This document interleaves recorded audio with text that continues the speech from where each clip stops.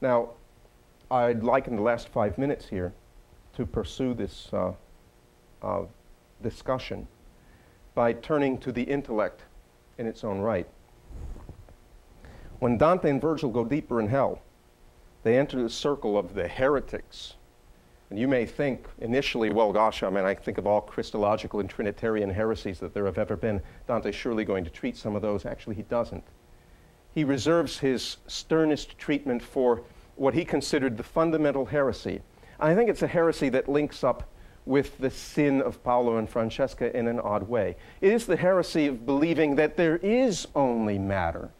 And since there is only matter, there is no real freedom of the will, but we are all determined. We're all basically pinball machines upon which particles of matter bounce and determine us to do this or that or the other thing. These were called Epicureans after the ancient philosopher Epicurus.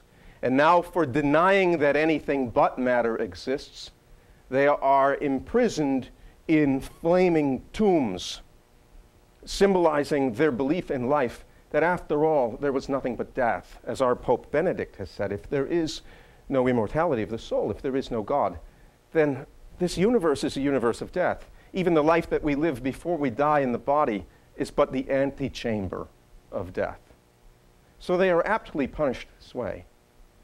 Now, I don't have time to get into the magnificent conversation that Dante has with the principal sinner in that circle.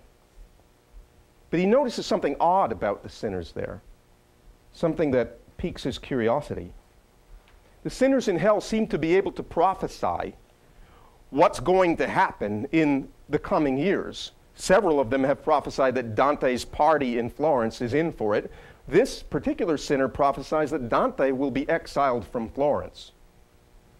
They know the past, they know the future, and yet when it comes to knowing what's going on earth right now, that they don't know and need to find out from other people who happen to be passing through on their way to the lower circles of hell. What's up with that? Why this strange inversion of how human beings know?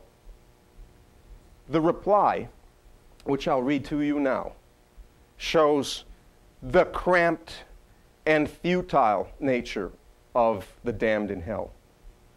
Not only will they not achieve the end for which our minds were made, our minds and our souls, but they will experience knowledge itself in a perverse way as shut, as inevitably as the lids of those tombs will shut above these souls here on the day of doom. Says the sinner, "As a man with bad vision," he replied, "we dimly see things far away. So much splendor the sovereign Lord still shines on us. When things draw near or happen, emptiness is all we see. If no one brings us news, we can know nothing of your human state. Now you can understand that evermore dead will be all our knowledge from the time the future ends and judgment shuts the door." At that moment, as I said, the resurrection of the flesh, all of the souls will return to their places in hell. And these particular souls who did not believe that our minds had any goal beyond this physical world of ours will be sent back to their tombs, only with this change, that now the lids, which at this present moment lie scattered about near the tombs, will be placed on the tombs as a perfect sign of, in fact, the end of time. So these souls, who are given by God some light to see the future by, will now know nothing new forevermore, because time will have ended.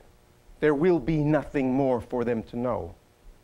All they will be able to do is to dwell in the fixity of their knowledge and will, such as it was, dwelling endlessly upon the past that brought them to this place, with nothing ever to change and nothing to happen.